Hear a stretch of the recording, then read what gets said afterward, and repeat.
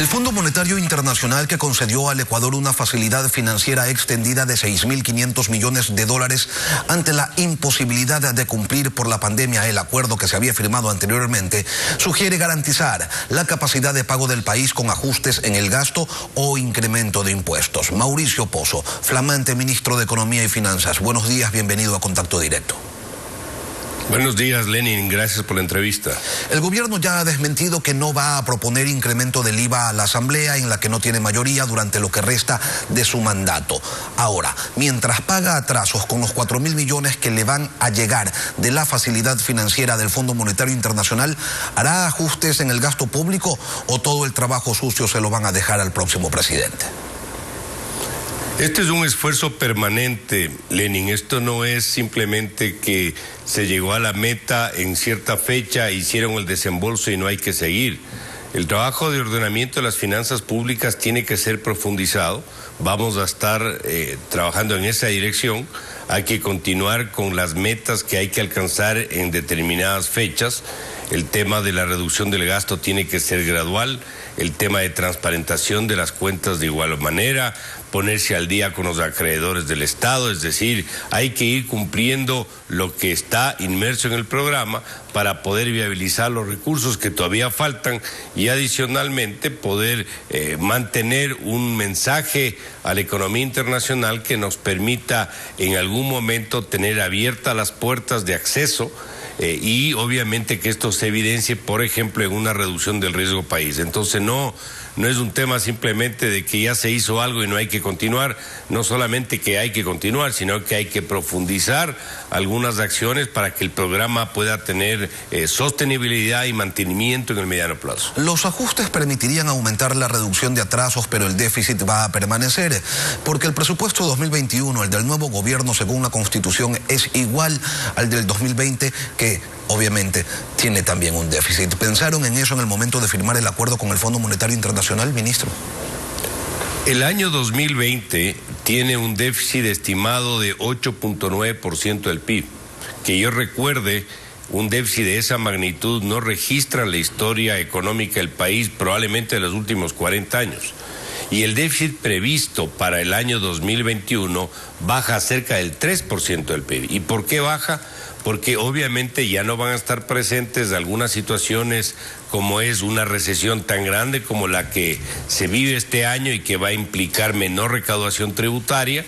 No va a pasar lo que ya ocurrió en el tema del ingreso petrolero por la baja del precio del crudo, entre otras razones.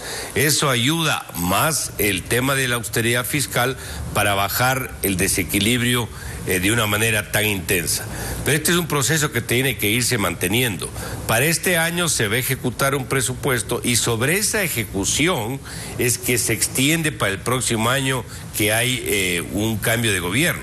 Lo que le quiero decir con esto es que si es sobre la base de la ejecución, sí hay cómo incorporar ciertos principios y en eso estamos trabajando para tratar de entregar de la mejor forma las finanzas públicas, independiente de cuál sea el gobierno que venga, pero eso es un tema de responsabilidad con la que estamos trabajando. Para que la facilidad financiera no se convierta únicamente en un tapahuecos y para poder afectar directamente los problemas estructurales que tiene el país, usted, que era un crítico de las políticas económicas de este régimen y decía que no se estaban haciendo muchas cosas, ahora que está en el caballo, ¿por dónde va a empezar? Bueno, hay muchas cosas que hay que hacer. En primer lugar, el ordenamiento fiscal es un tema que no admite discusión. ¿Qué significa ordenar las finanzas públicas? Significa que éstas sean sostenibles. El gasto tiene que tener una tendencia decreciente, los ingresos tienen que ser estables en el tiempo. ¿Y dónde se recorta? A ver, parémonos en el gasto un segundo, ministro. Usted dice el gasto tiene que ir hacia abajo. ¿Por dónde? ¿Por dónde se recorta? Por todos los excesos que se han venido produciendo. Hay excesos en gasto corriente que hay que ir reduciendo gradualmente. Está previsto eso en el programa, si no, no estarían las metas que están. Ahí usted tiene que vigilar, por ejemplo, el gasto en bienes y servicios. ¿Eso qué significa? La búsqueda, por ejemplo, de nuevos convenios entre las instituciones del Estado, los ministerios con los proveedores, los que les venden cosas a los ministerios, los que les venden insumos a los ministerios. Esos contratos tienen que ser replanteados para abaratar el gasto en ese rubro. El tema de la nómina también habrá que revisar, ver dónde tenemos excesos y ver las mejores acciones que nos permitan ir bajando ese rubro. El gasto corriente también se incorpora por parte de los intereses de la deuda pública. Ahí también hay una reducción resultado de la renegociación que se obtuvo, por ejemplo, con los tenedores de bonos hace poco tiempo, pero hay que avanzar también para mejorar las condiciones con los acreedores bilaterales, por ejemplo, el caso de la China. Es decir, todo eso es lo que se va a hacer para empezar a reducir el peso del gasto público en las cuentas públicas. Ministro, pero en el gasto también están los subsidios. Los subsidios sociales cuentan con la venia del Fondo Monetario Internacional, pero la focalización del subsidio a los combustibles tendría quizás que acelerarse, porque la lógica indica que con la reactivación de la economía en el mundo, los precios deberían también comenzar a subir y otra vez entraríamos en ese círculo vicioso de toda la vida de estar subsidiando un combustible que se quema. Bueno, ya tenemos un avance en eso, recuerde, Lenin, ya está operativo un esquema de bandas a través del cual el precio está fluctuando en función de lo que pase en el mercado internacional y eso se ajusta mensualmente. También estamos avanzando en el tema de la liberación en la importación de derivados, es decir, va caminándose hacia un sistema mucho más eficiente. Pero sí es importante mencionar que los subsidios por concepto no son ni buenos ni malos, tienen que cumplir un rol y hay que buscar que ese rol permanezca. Un subsidio focalizado, como es por ejemplo el bono de desarrollo humano, perfeccionado, que no genera distorsiones, que es temporal en cuanto al número, a los beneficiarios que están beneficiándose, que no produce lo que se llama externalidades en otros temas, es un buen subsidio y no tiene por qué desaparecer. Los que son ineficientes hay que buscar el mejor esquema para que se los vaya levantando y eso es lo que se ha venido trabajando, por ejemplo, en materia de derivados de petróleo. En campaña electoral solamente un loco diría que es necesario un incremento del IVA y más bien ofrecerán los candidatos eliminar ciertos impuestos. Si así se procede, es inevitable una reducción drástica del gasto público que debería correr por cuenta del Ejecutivo. Entendemos que usted se va a hacer cargo de eso independientemente del costo político. Ya antes ha dicho que hay decisiones en las que es mejor pedir perdón que pedir permiso, pero también ha dicho usted, ministro, que esta sugerencia del Fondo Monetario Internacional no está escrita en piedra. ¿Cuáles serían entonces las alternativas? Bueno, esto es un informe del staff, del equipo de trabajo del fondo, que establece ciertas sugerencias que a criterio de ellos podrían hacerse. Uno de eso tiene que ver con el tema de los ingresos tributarios. Un incremento de los ingresos tributarios, por ejemplo, a través de un incremento del IVA. Esta es una sugerencia que está ahí, pero si usted logra, y voy a simplemente ilustrar, una reducción del gasto en una proporción que le genere el ingreso de 3 puntos del PIB, no tiene por qué topar el aumento del IVA. Si usted logra combinar eso con una reducción del costo de producción en una disminución ordenada de los aranceles que están muy altos respecto a los vecinos, le da un beneficio a la actividad económica también.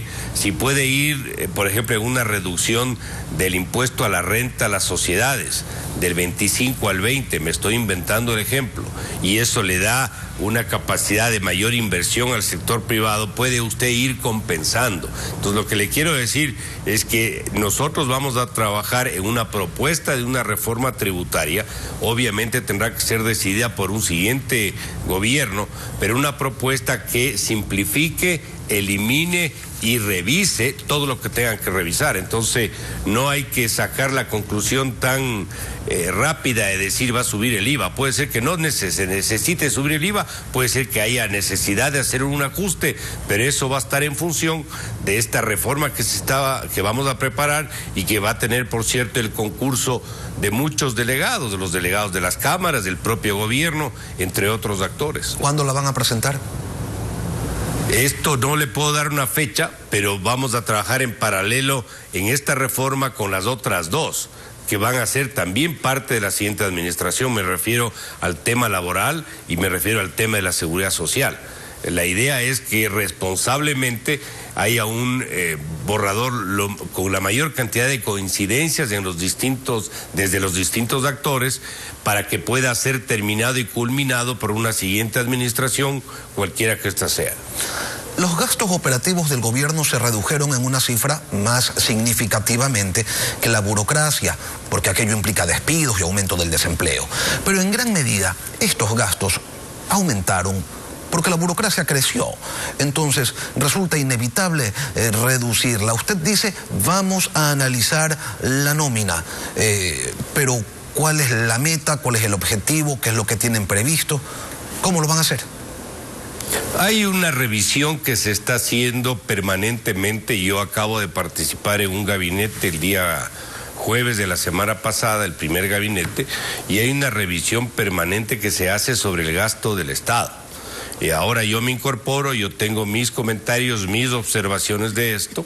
Yo tengo que obviamente conversar con el señor presidente de la República para congeniar cuál es la mejor salida, pero lo que sí usted puede estar firme en creer lo que le estoy diciendo es que las metas fiscales se van a alcanzar. Yo no voy a sacrificar el programa económico, yo no voy a sacrificar el financiamiento internacional y voy a fortalecer la dolarización y haré lo que sea necesario para que eso se produzca, y en esa línea estamos trabajando. El estado de la economía ecuatoriana al día de hoy, si tuviera que ponerle un adjetivo, ¿cuál sería? ¿Crítica? ¿Está sobreviviendo? ¿Está en recuperación? No sé. Bueno, esta es una economía que tiene el año 2020 una situación de una recesión cercana al 10-11%.